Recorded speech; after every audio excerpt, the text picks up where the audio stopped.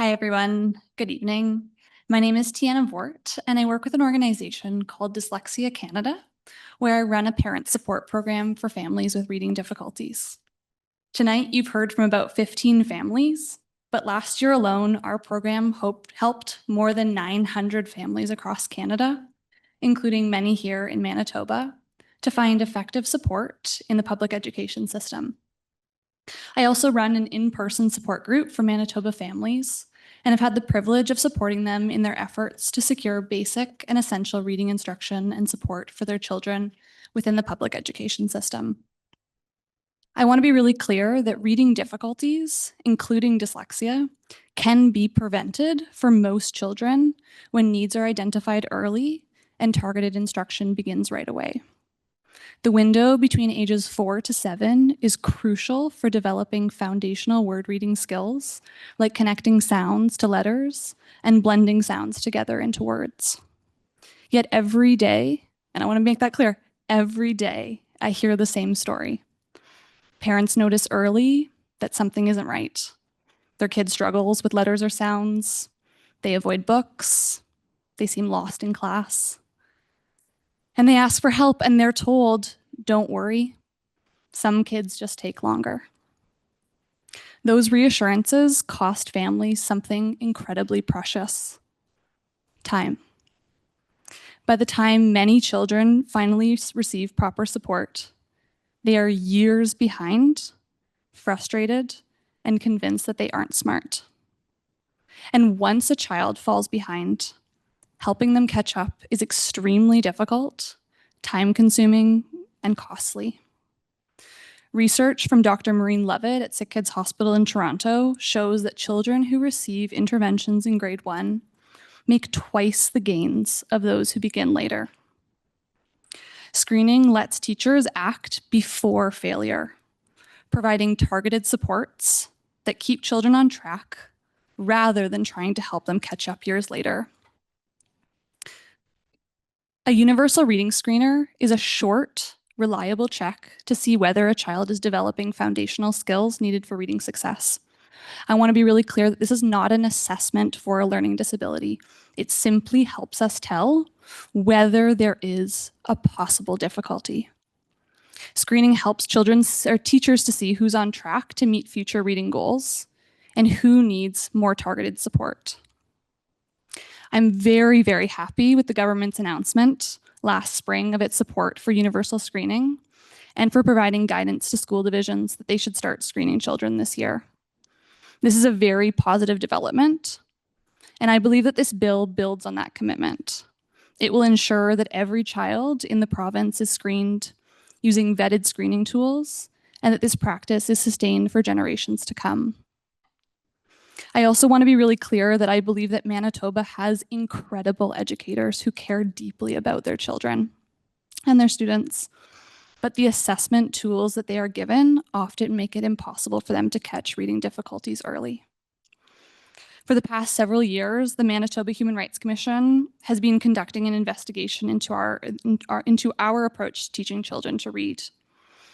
And the preliminary findings that they shared in the spring, the thing that stood out to me was actually what Karen said as well.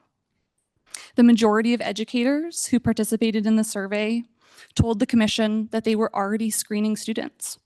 Screening wasn't a problem. But when asked to list the tools that they were using for screening, all but few listed assessments that were evidence-based. Almost none were valid or reliable screening tools. Many of the assessments currently being used across the province are subjective, time-consuming, and unreliable.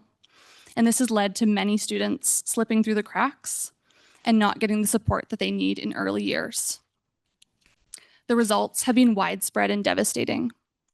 Provincial data shows that only 45% of grade 3 students in this province meet literacy expectations. And for Indigenous students, that number drops to 28%.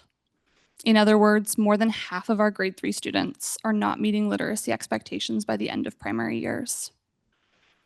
Yet despite years of poor provincial reading results, many education leaders are resistant to change or do not understand what tools are effective for early reading screening and which tools are not.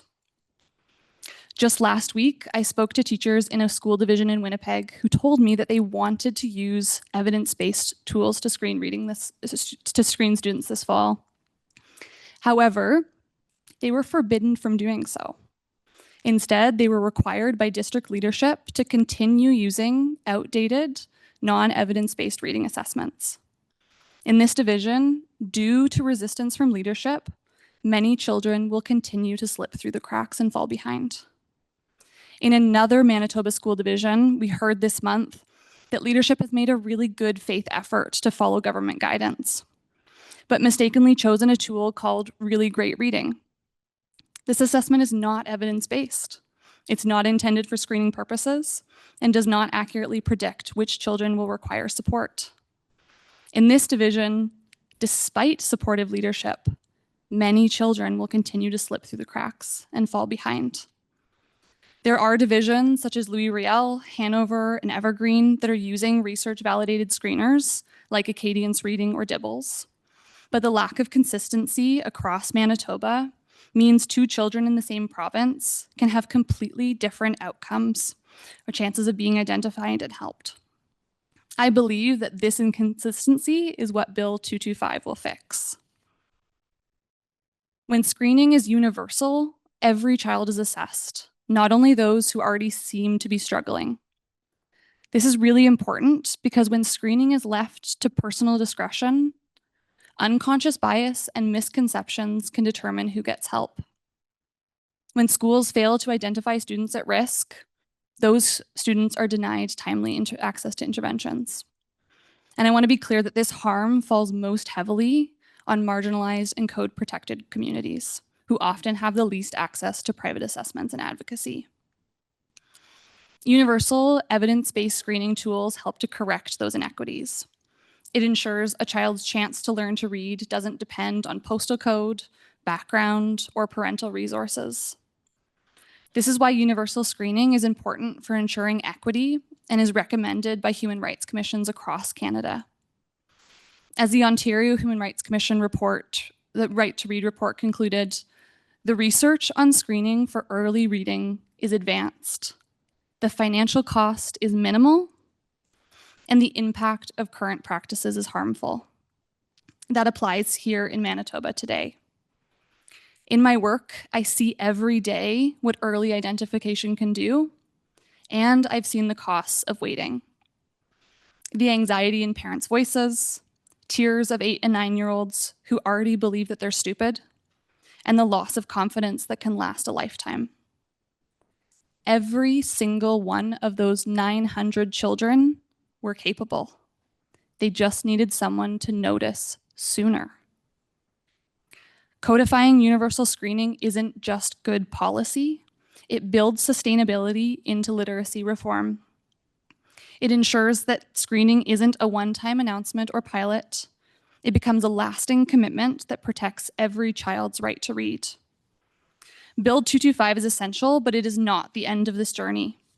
We also need a new language curriculum that includes specific and measurable outcomes and foundational skills, funding to implement interventions that are evidence-based, progress monitoring to track the effectiveness of these interventions to ensure that students who are below benchmark are getting the supports they need to close the gap, and better standards for teacher training to ensure that future teachers are taught about evidence-based practices for teaching and assessing reading. Imagine a Manitoba where every K-3 classroom begins the year with a quick, reliable check of reading skills, where teachers have clear data to guide instruction, where parents understand their child's reading progress, and where children receive help before frustration and shame sets in. That's what Bill 225 makes possible. It shifts our system from reactive to proactive, from waiting until children fail to ensuring that they never fall behind in the first place. Thank you, and I hope to see you all at the Manitoba Human Rights Commission's Right to Read release on October 30th. I hope that together we can ensure that no child in this province is left behind. Thank you. Thank you, Mrs. Voort. Emily Lamoureux. Thank you, Honorable Chairperson, and thank you for your presentation. This is not a question. I just want to, again, thank you for your presentation and the work that you're doing with Dyslexia Canada. And just say happy International Dyslexia Awareness Day to everyone here. I'm sorry I didn't get the memo to wear red, but I totally would have. I appreciate you pointing out, though, that the reality is there are still a lot of not evidence-based screening still going on despite the government's directive. And again, this just echoes the importance of why it needs to be legislated. Saying it in a press release is not enough. We need to make it official and legit. So no matter what happens, the children going through school is not going to change for them from year to year. Thank you. Would you like to respond to that, Ms. Voort? No, I would echo your sentiment that, you know, the directive from the government is a great start. But we've already seen how a lack of clear direction has already led to some challenges within school boards across the province, and hopefully Bill 225 can help to set those on a clear path. Emily Blashko. Thank you so much for your work. It's clearly a passion of yours, or you fake it really well. But I was just curious. You've engaged with like school divisions. You're here on the political side. I'm curious if in your role you've had conversations with universities and colleges in their training of teachers, and how those conversations have started, or if they have started, and how they're going. Ms. Voort? That's okay. It's procedural. I just need to recognize you so Hansard catches it. No, that's a really great question. So Dyslexia Canada is a non-for-profit organization. I specialize in working with families, and so that's my job. All day long, I work with families. I do know that our executive director has engaged with universities across Canada.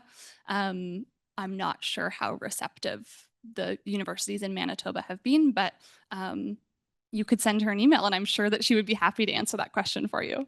Yeah. Emily Cook.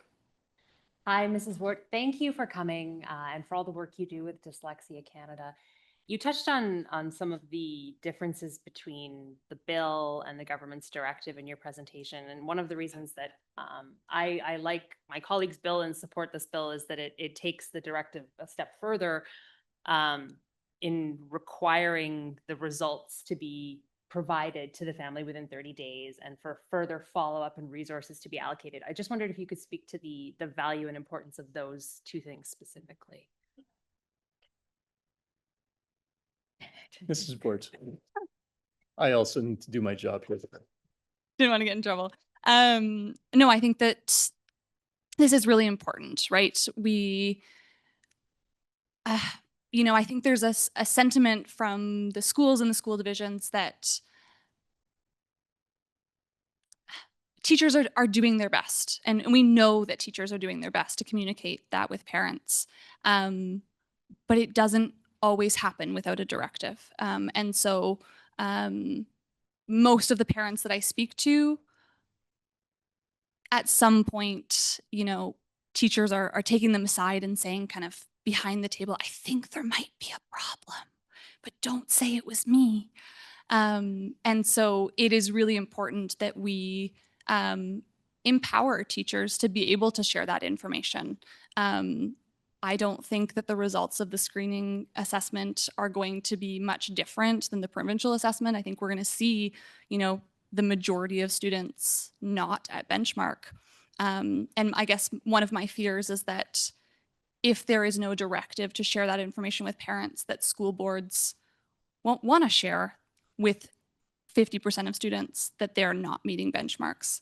But that's really important information for parents to know. So mandating that parents are given that information so that they can make timely decisions about their child's education is really important. Thank you, Mrs. Voort. Are there any further questions? Thanks for your presentation tonight.